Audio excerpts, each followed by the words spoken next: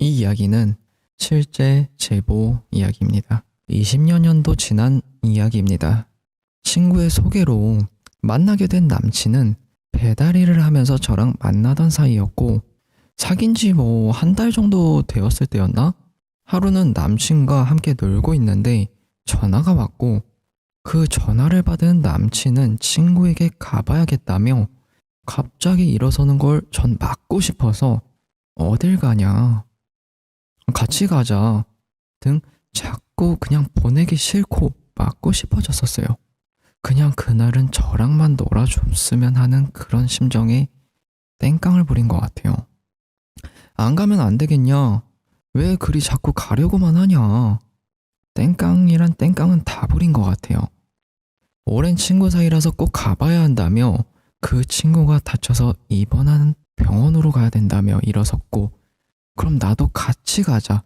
나도 함께 같이 가자고 했습니다. 떨어져 있기 싫기도 했고 그 친구가 밉기도 했으니까요. 한참을 망설이던 남자친구는 그래, 그럼 같이 가자며 친구들에게 연락을 돌려 약속 장소로 모이기로 했습니다.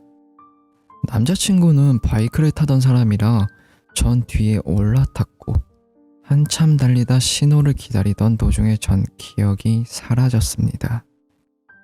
일어나 보니 병원이었고, 링거가 4개 여기저기 붙은 봉 아래로 줄은 제 몸 여기저기 붙어 있었습니다. 왜 그랬는지 모르겠지만 전 링거병을 다 던져버리고는 기절하고 말았어요. 그 와중에 제가 했던 말이라고 합니다.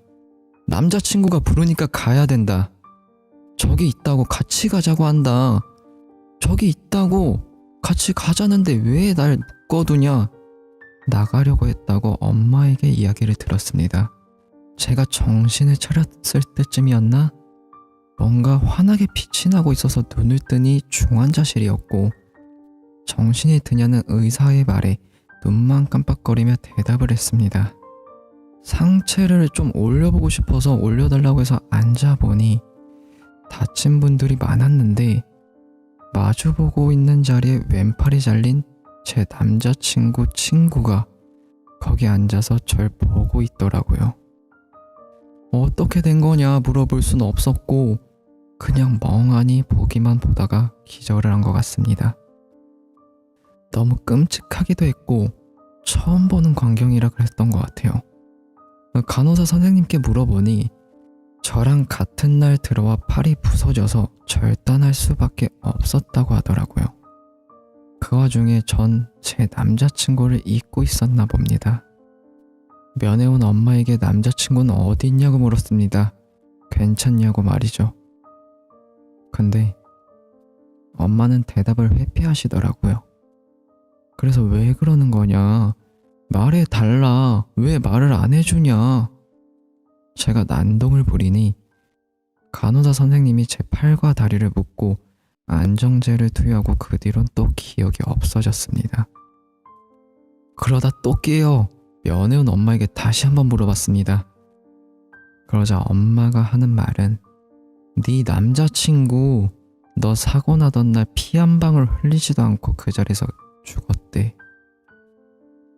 장례식도 이미 다 치렀고 엄마 없이 아버지랑 남동생이랑 셋이 살던 착한 애였다는데, 목격자 말로는 너랑 같이 붕 떴는데 네 남자친구 애가 널 한쪽으로 밀고 덕분에 넌 안전한 잔디밭에 떨어졌고 자기만 그냥 아스팔트 맨바닥에 떨어졌다고 하더구나.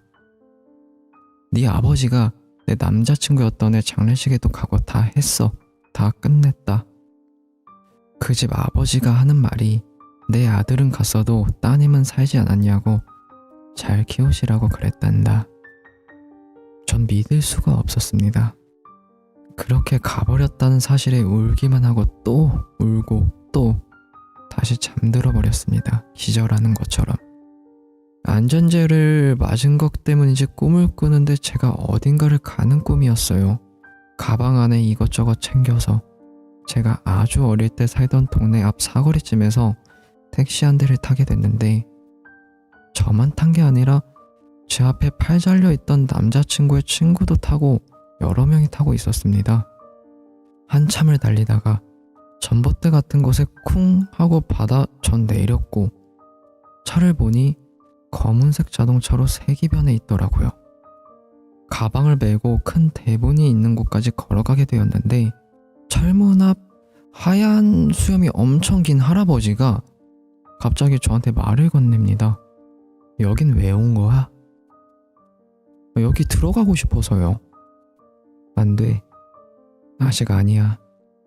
라는 말과 함께 문 건너편을 보니 남자친구가 자기 친구와 함께 서서 인사를 하더라고요. 선인사만 하고 있었어요.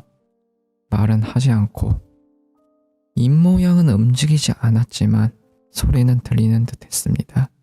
잘 있으라고. 잘 살라고. 삐 하는 전자음과 함께 일어났는데 제 앞자리에 있던 남자친구의 친구, 팔이 잘렸던 친구가 갑자기 사망을 하게 된 것입니다. 폐혈증인가? 그걸로 사망하게 된 것 같다고. 그렇게 남자친구였던 그 사람은 제 곁을 일찍이도 떠나버렸고 시간이 오래 지난 지금 가끔 가다도 생각이 납니다. 그 사고가 나는 당시에도 나를 살리려고 했던 남자친구 가끔씩 생각이 나네요.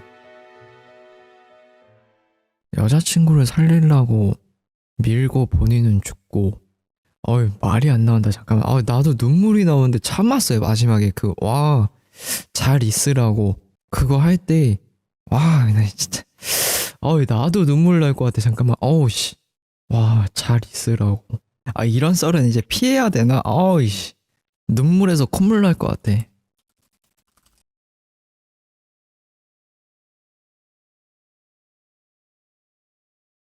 제가 국민학교, 그러니까 지금의 초등학교 4학년 때의 이야기입니다. 그때 당시 저는 왈가닥 중에 왈가닥이라는 사내 아이들과 치고받고 싸우거나 제가 여자이지만 여자아이들의 고무줄을 가위로 끊고 도망가는 등 그야말로 선머슴도 이런 선머슴마가 없었습니다.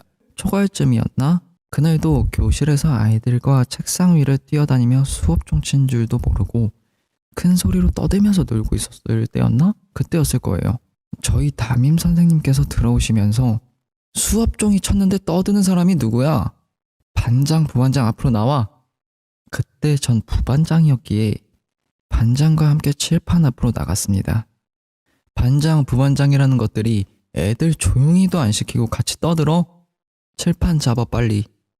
그렇게 반장과 부반장인 제가 칠판을 잡고 엎드려 뻗쳐 자세를 해야 했고 담임 선생님은 1m가 넘는 커다란 쥐봉으로 엉덩이를 세게 매질을 시작했습니다. 그래도 분이 안 풀렸는지 너희 둘과 아까 떠든 놈들 전부 나와서 바깥 화장실 청소하도록. 담임 선생님이 얘기한 바깥 화장실이란 저희 국민학교 본관 바깥에 있는 푸세식 화장실로 70년대 전까지 사용하고 지금은 아무도 사용하지 않는 그런 귀신이 나온다고 소문이 자자한 화장실이었습니다. 전등 하나 없는 곳이라 선생님들조차도 무서워서 사용하지 않는 곳이고 그곳을 아이들끼리 청소하라고 하다니 요즘 같으면 아동학대로 고속감이지만 때는 1991년 아이들 체벌이 심한 시기였습니다. 수업 시간이 끝나고 담임 선생님은 오늘 이 화장실은 아무도 사용하지 않았다. 너희들 가서 깨끗하게 청소하고 검사받도록. 그리고 키 절대 잃어버리면 안 된다. 푸세식 화장실은 사용하지 않은 곳이라 여분의 키는 없었고 무조건 담임 선생님이 준 키가 전부였습니다. 그렇게 저는 푸세식 남자 화장실 키를 받아들고 5명의 아이들과 함께 청소를 하러 갔습니다. 오후 3시가 조금 넘는 시간이었지만 그곳 푸세식 화장실은 주변은 검은색 아로라가 느껴질 정도로 너무 어두웠고 너무나도 컴컴하며 습했습니다.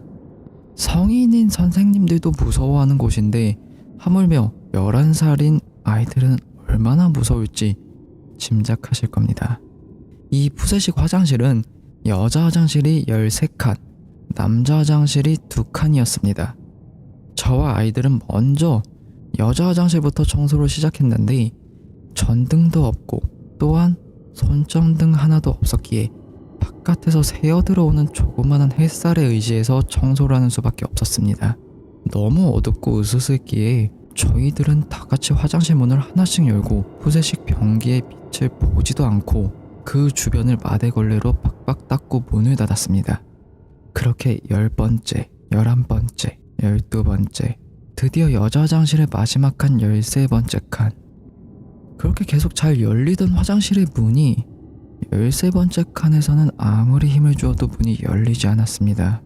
노기스로 안 열리는 것이 아닌 마치 누군가 안에서 손으로 잡고 있는 듯 문은 절대로 열리지 않았습니다. 저는 보다 못해 내가 열겠다고 하고서는 문에 손잡이를 당겼는데 어라? 문이 쉽게 열리는 것이 아니겠습니까? 용기 있는 척했지만 사실 저도 무서워서 변기 주위만 걸레로 닦고 나오려고 했는데 그만 저도 모르게 푸세식 변기 안을 내려다보고 말았습니다.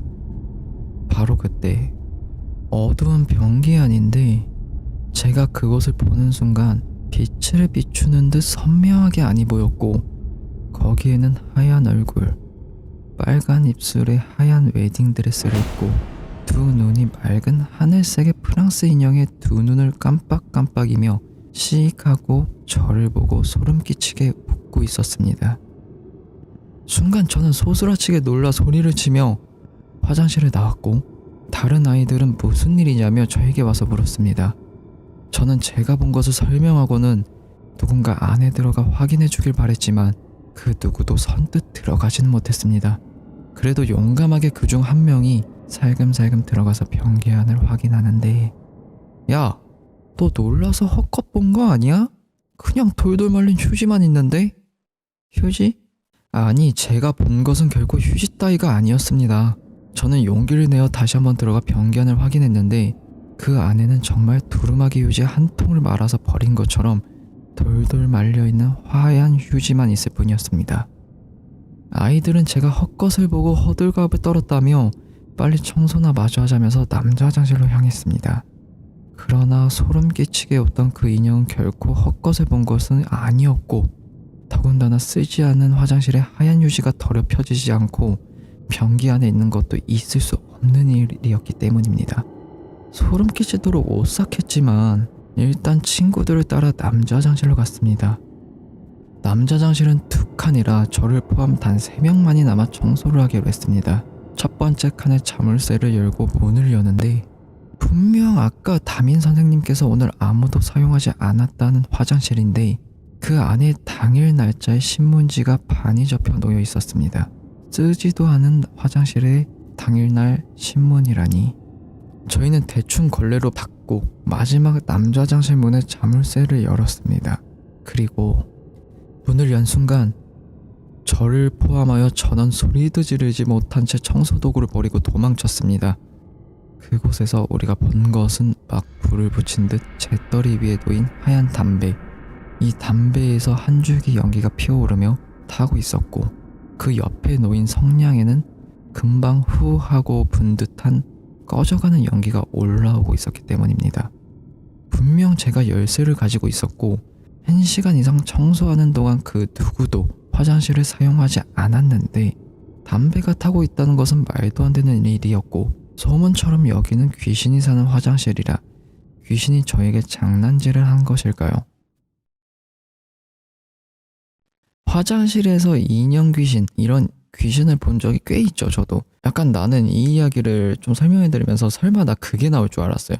빨간 휴지 줄까 파란 휴지 줄까. 예전에 그거 무서워서 화장실도 못 갔었거든요. 예전에 많이 듣고 무서웠던 거 있잖아. 머리 감을 때 조심하라고. 머리 감을 때 뒤에서 귀신이 머리카락을 하나씩 세고 있다. 그거를 다 세고 나면은 넌 죽을 거다 라는 이야기도 있잖아. 그런 거 되게 무서웠었거든.